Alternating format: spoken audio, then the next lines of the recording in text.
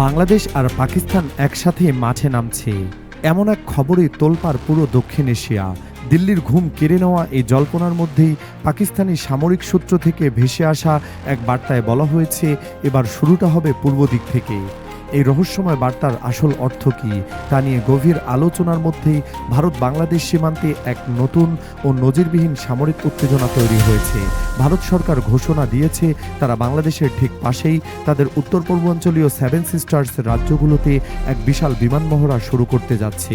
এই মহড়াটি কোনো সাধারণ বা সংক্ষিপ্ত মহড়া নয়। জানা গেছে চলতি মাসে শুরু হওয়া এই ব্যাপক সামরিক তৎপরতা একটানা চলবে 2026 সালের জানুয়ারি মাস পর্যন্ত, অর্থাৎ প্রায় সোয়া এক বছর ধরে বাংলাদেশের সীমান্তের খুব কাছে ভারতীয় বিমান বাহিনীর শক্তি প্রদর্শন চলবে। সামরিক বিশ্লেষকরা বলছেন, এটি দেশের রাজনৈতিক পালাবদলের এমন গুরুত্বপূর্ণ সময়ে সীমান্তের এত কাছে এত দীর্ঘমেয়াদী একটি সামরিক মহড়ার ঘোষণা মোটেও স্বাভাবিক কোনো ঘটনা নয়। অনেকেই মনে করছেন এই মহড়ার মাধ্যমে হয়তো বাংলাদেশকে একটি বিশেষ বার্তা দিতে চাইছে ভারত। এই পুরো সামরিক তৎপরতার ঠিক কেন্দ্রবিন্দুতে রয়েছে পশ্চিমবঙ্গের হাসিমারা বিমান ঘাঁটি। এই ঘাঁটিটি বাংলাদেশ সীমান্ত থেকে খুবই কাছে হওয়ায় এটি দেশের নিরাপত্তার জন্য একটি বড় চিন্তার কারণ হিসেবে দেখা হয়। ভারতের হাতে থাকা সবচেয়ে শক্তিশালী এবং আধুনিক যুদ্ধবিমান রাফায়েলের একটি পুরো স্কোয়াড্রন এই হাসিমারা ঘাঁটিতে মোতায়েন রয়েছে। ভারতের মোট রাফাল বিমানের একটি বড় অংশই এখানে প্রস্তুত রাখা হয়েছে, যার মূল লক্ষ্য চীন এবং বাংলাদেশ। ভৌগোলিক বাস্তবতায় হাসিমারা ঘাঁটি থেকে একটি রাফাল যুদ্ধবিমানের উড্ডয়ন করে বাংলাদেশের আকাশসীমায় পৌঁছতে মাত্র কয়েক মিনিট সময় লাগবে।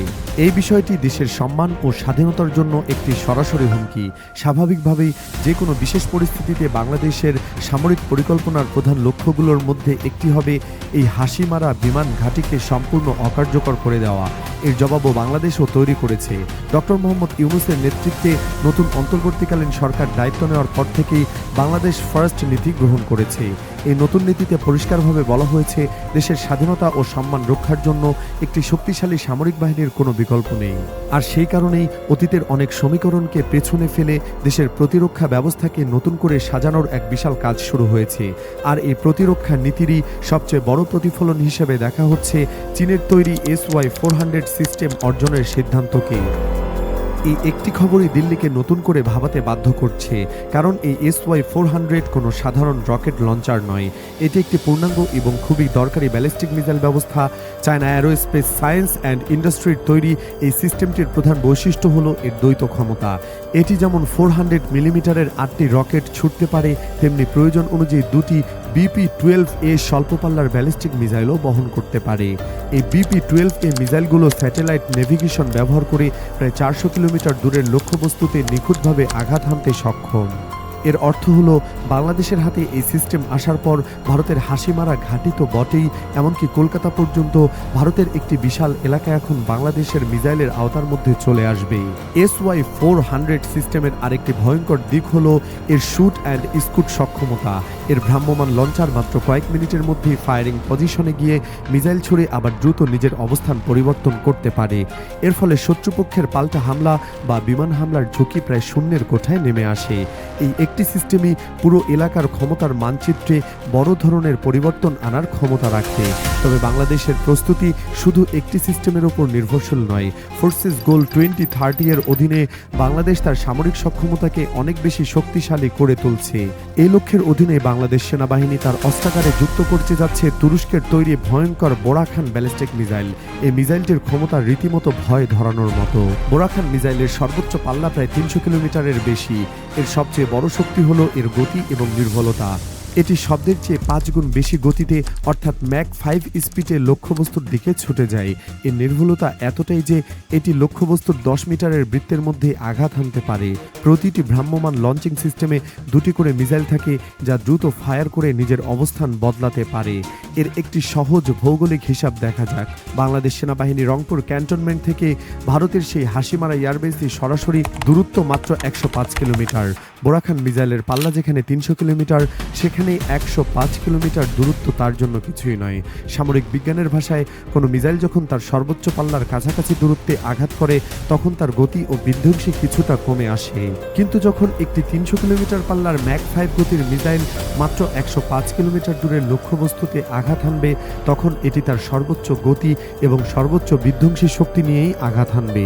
এত কম সময়ে এত প্রচণ্ড গতির এই মিসাইলকে ঠেকানো ভারতের যে কোনো এয়ার ডিফেন্স সিস্টেমের জন্য প্রায় অসাধ্য একটি কাজ হয়ে দাঁড়াবে।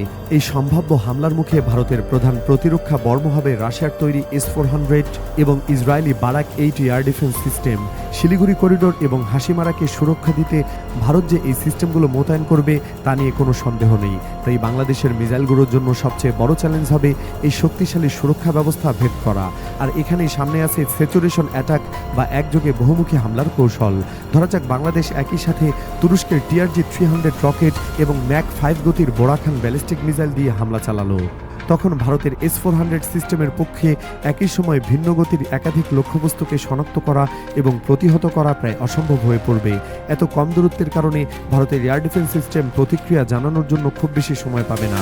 এই সম্মিলিত হামলায় যদি কয়েকটি মিসাইল ও হাসিমারার রানওয়ে, হ্যাঙ্গার অথবা ফুয়েল ডিপোতে আঘাত হানতে সক্ষম হয় তবে ভারতের কোটি কোটি ডলারের রাফায়েল যুদ্ধ বিমানগুলো মাটিতে থাকা অবস্থাতেই ধ্বংস হয়ে যেতে পারে। তবে বিশ্লেষকরা বলছেন বাংলাদেশের মূল লক্ষ্য রাফায়েল বিমান নয়, বরং ভারতের সেই S-400 ও বারাক 8 এয়ার ডিফেন্স সিস্টেমগুলো। একবার যদি শত্রুপক্ষের এয়ার ডিফেন্স সিস্টেমকে নিষ্ক্রিয় করে দেওয়া যায় তবে বাংলাদেশের আকাশপথ পুরোপুরি নিরাপদ হয়ে যাবে। তখন বাংলাদেশ বিমান বাহিনীর যুদ্ধ বিমানগুলো বিনা বাধায় আকাশে আধিপত্য প্রতিষ্ঠা করতে পারবে এবং প্রয়োজনে শত্রুর গভীরে গিয়েও হামলা চালাতে পারবে। আধুনিক যুদ্ধক্ষেত্রে শুধু দামি মিসাইল শেষ কথা নয়, খেলার নিয়ম বদলে দেওয়ার জন্য চলে এসেছে ড্রোন, বিশেষ করে লং রেঞ্জ কামিকাজি বা আত্মঘাতী ড্রোন। বাংলাদেশ যদি নিজস্ব প্রযুক্তিতে দূরপাল্লার এই ধরনের ড্রোন তৈরি করার সক্ষমতা অর্জন করে তাহলে পুরো খেলার নিয়মই পাল্টে যাবে। একটি সাধারণ উদাহরণ দেওয়া যাক। শত্রুপক্ষের একটি এয়ার ডিফেন্স ব্যাটারিতে যদি 50টি মিসাইল থাকে আর বাংলাদেশ যদি সেখানে 60 থেকে 70টি কামিকাজি ড্রোন দিয়ে ঝাঁকে ঝাঁকে হামলা চালায় তাহলে কি ঘটবে? বিশ্বের কোনো এয়ার ডিফেন্স সিস্টেমই শতভাগ সফলভাবে সবগুলো ড্রোনকে প্রতিহত করতে পারে না।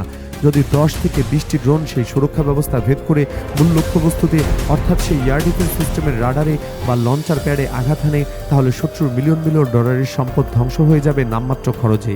তাই দূরপাল্লার মিসাইলের পাশাপাশি এই কামিকাজি ড্রোন প্রযুক্তি অর্জন করাও এখন বাংলাদেশের সময়ের দাবি।